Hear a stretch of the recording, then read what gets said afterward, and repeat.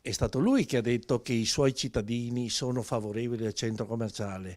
Io chiedo al sindaco Moro di fare un referendum perché noi abbiamo notizie contrastanti, che i cittadini sono preoccupati per un centro commerciale a due Carrare. L'Ascom di Padova non molla. Il megacentro commerciale nei pressi del Cataio rappresenta uno sfregio a un territorio a vocazione agricola e turistica e si rivolge al sindaco Davide Moro perché chieda primus inter pares l'opinione dei suoi concittadini. Le possibilità ci sono, lui stesso ne vedeva solo pochi anni fa.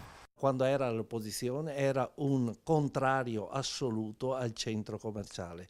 Sapeva quali erano le sue competenze da sindaco, adesso ha la possibilità di bloccare un centro commerciale, non firmando l'accordo di programma. Il progetto originario ha subito negli oltre 20 anni che ci separano dal primo passaggio in Consiglio Comunale modifiche. Ci sono le carte in regola per bloccare tutto. Sul piatto la possibile devastazione di una delle zone più belle ai piedi dei Colli Euganei.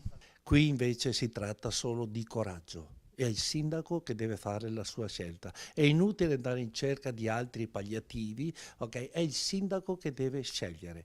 Lo voglio fare o non lo voglio fare.